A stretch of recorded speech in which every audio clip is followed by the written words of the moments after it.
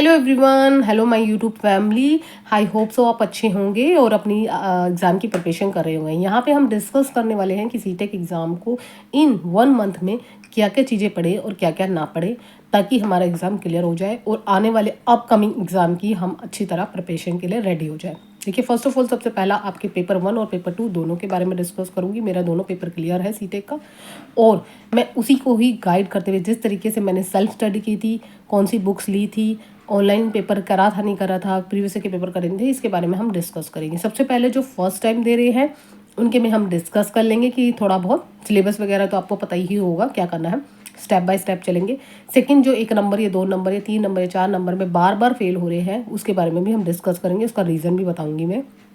देखिए, सबसे पहले जो है, जो फर्स्ट टाइम दे रहे हैं उनके लिए पॉइंट नंबर 1 पॉइंट है कि आपके पास जो भी आपने फॉर्म फिल करा होगा उसमें सबसे पहला तो आपको ध्यान रखना है कि सीडीपी चाइल्ड डेवलपमेंट में, दूसरा लैंग्वेज 1 कौन सी चूज़ करी है उसको ध्यान में रखना, लैंग्वेज 2 आपके पास एप्लीकेशन फॉर्म में लिखा हुआ होता है वो ध्यान रखना, फिर देन आपका ईवीएस होता है और देन आपका मैथ्स होता है। ऐसे ही पेपर 1 पेपर 2 की बात कर लेते हैं। पेपर 2 में भी सीडीपी होती है। लैंग्वेज 1 में जो भी चूज़ करा होगा, लैंग्वेज 2 को भी ध्यान रखना है। देन यहाँ पे एसएसटी और साइंस और मैथ्स के क्वेश्चन होते हैं। ठीक है, ये मोटा मोटा मैंने आपको बता दिया है। ऑब्वियसली सबसे पहला आपको क्या स्टेप करना है, जो फर्स्ट टाइम दे रहे हैं प्रीवियस के पेपर अपने जो भी सिलेबस के अकॉर्डिंग है वो देखिए।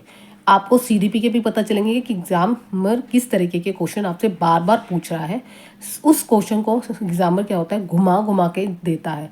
हिंदी में सिर्फ शब्द चेंज कर देता है, इंग्लिश में लैंग्वेज वही रहती है, सिर्फ थोड़ा सा फर्क आ जाता है, देने का तरीका अलग हो जाता है।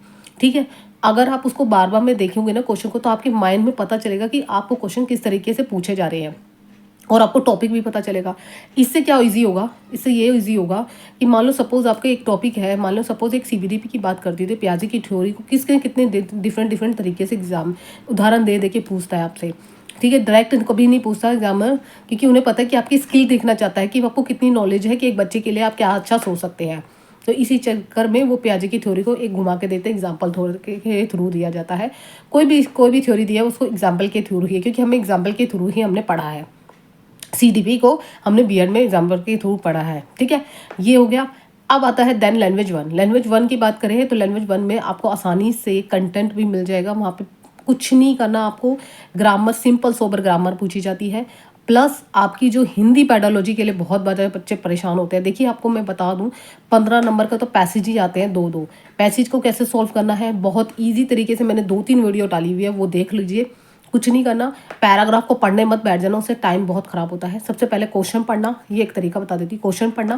क्वेश्चन पढ़ के देन आपको क्या करना है, पैराग्राफ में सी हेडलाइन एक चूज़ होता है, एक टैग, एक ना वर्ड्स यूज़ करने हैं। ये वर्ड्स मतलब आपने देखा होगा, मेरे अगर वीडियो देखोगे तो वहाँ पे मैंने डिटेल में बता रखा है कि वर्ड्स को हाईलाइट करके उसमें से ही डायरेक्ट आंसर ढूंढ सकते हो। और आपको ग्रामर तो आपको बेसिक पता ही होता है, इतने टाइम से पेपर देते आ रहे हो तो बेसिक ग्रामर सबको पता ही होनी चाहिए। ठीक है, दूसरा आता है लैंग्वेज 2 इंग्लिश। इंग्लिश के लिए आपको क्या करना है, इंग्लिश में भी सेम यही तरीका है। पैसेज आता है, पैसेज को पूरा नहीं पढ़ना है, क्वेश्चन को पढ़ना है, देन उसमें से क्वेश्चन चूज करने हैं और आंसर देना है। एटोनिम सिनोनिम्स एक आर पूछ लेते हैं कभी कभार, ग्रामर में आपसे से पार्ट ऑफ स्पीच पूछते हैं, फिगर ऑफ स्पीच पूछ लेते हैं। अगर आप मुझे कहोगे तो मैं इसके लिए अलग से वीडियो डाल दूंगी और आपको बता दूंगी जो भी आपको दिक्कत होगी। ठीक है, ये पूछा जाता है। 15 नंबर का तो आप कहेंगे 15 नंबर की पैडोलॉजी होती है। पैडोलॉजी में कुछ नहीं है, जितने हो सके प्रीवियस के पेपर की प्रैक्टिस कीजिए। अब प्रीवियस के पेपर बहुत सारी बुक्स है, किरण पब्लिकेशन की बुक्स है, सचिन सर ने भी अब बिल्कुल बुक्स कर दिया है, बहुत सारी मार्केट में आपको बुक्स मिल जाएगी। मेरे पास जो बुक्स थी, मेरे पास 2-3 बुक्स थी। एक तो किरण पब्लिकेशन की बुक्स थी, एक मेरे पास जो अलग अलग सब्जेक्ट की ली थी मैंने, क्योंकि स्पेशल एक सब्जेक्ट के लिए सफिशिएंट नहीं होता। लैंग्वेज की अगर ईवीएस की बात करूँ, मैंने ईवीएस आपको पता है एनसीईआरटी बुक्स ही पढ़ी थी, कुछ ऐसे नहीं पढ़ा था कि बहुत सारा पढ़ा था। मैंने 3rd to 5th क्लास की पढ़ी थी, और मैंने ऑलरेडी पेपर 2 दिया हुआ था, तो 2 भी देना था, तो मैंने 6 to 8 क्लास में से मिक्स आया था, तो मुझे ज़्यादा उसमें मेहनत नहीं करनी पड़ी पेपर 1 के लिए, क्योंकि और मैथ्स के लिए, मैथ्स के मेरे बेसिक चीज़ तो क्लियर थी, थोड़ा बहुत मैंने मैथ्स की प्रैक्टिस की थी। पेपर 1 की बात कर रही हूँ। मैथ्स में जितनी प्रैक्टिस करोगे, मिनिमम बहुत ही मिनिमम टॉपिक ऐसे आते हैं जो आप डेली छोटे छोटे टॉपिक्स को, मेरे पास जो बुक्स थी वो सरोहा पब्लिकेशन की बुक्स थी, उसमें से प्रैक्टिस की थी और उसी से ही क्लियर करके मैंने एग्जाम दिया था। मैंने कोई अलग से ऑनलाइन क्लास नहीं ली थी।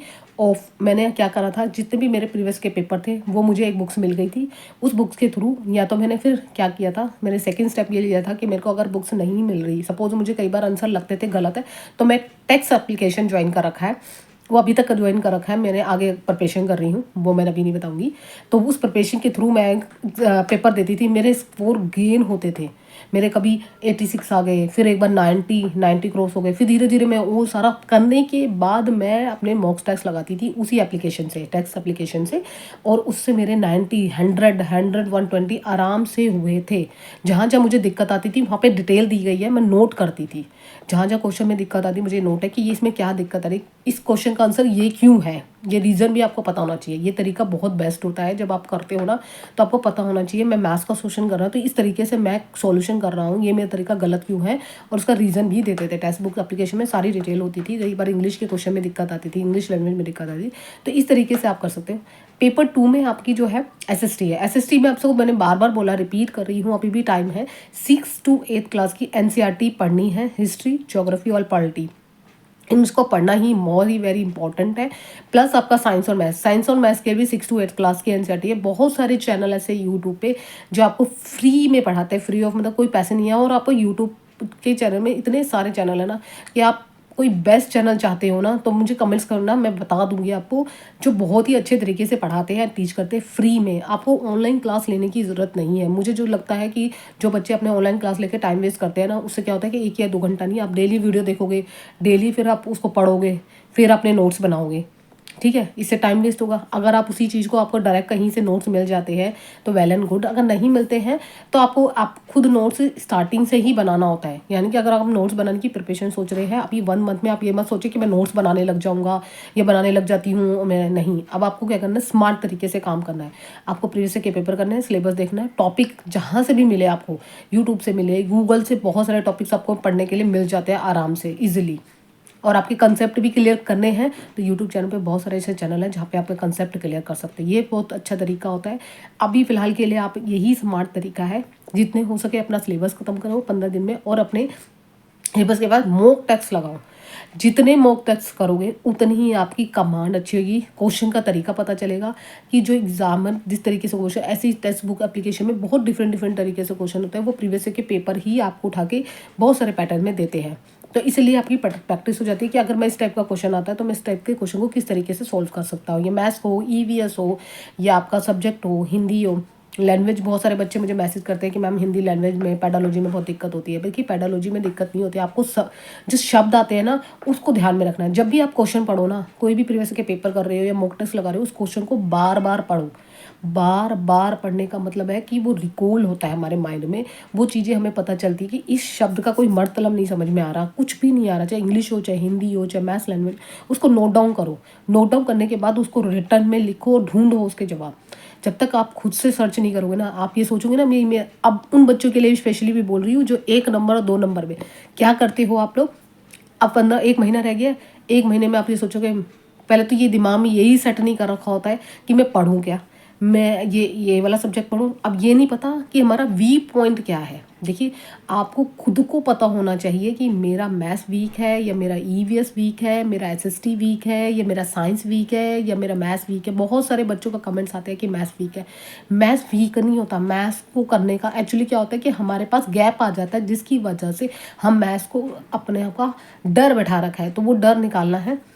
अगर आप अभी भी 0 से स्टार्ट करोगे ना, तो आराम से, अगर आप डेली 3 घंटे तो मिनिमम बोल रही हूँ, 2 घंटे या 1 घंटा भी मैथ्स को सीरियस होकर पढ़ोगे, without social media, Instagram, Facebook, इनको कट कर दीजिए। 1 मंथ में मैं गारंटी देती हूँ आराम से 120 प्लस आ सकते हैं, अगर आपने सीरियस होकर उस सब्जेक्ट को पढ़ा है। सीडीपी भी बहुत ईजी है, आपको लगेगा कि बहुत मुश्किल नहीं है। बच्चों, मेरे खुद 30 में से 30 मार्क्स आए थे सीडीपी में, और लैंग्वेज 1 में मेरे 28 आए थे हिंदी में, ठीक है। तो इसलिए मैं बोल रही हूँ, बार बार इसलिए बोल रही हूँ, क्योंकि आपको क्लियर करना है तो आपको मेहनत करनी पड़ेगी।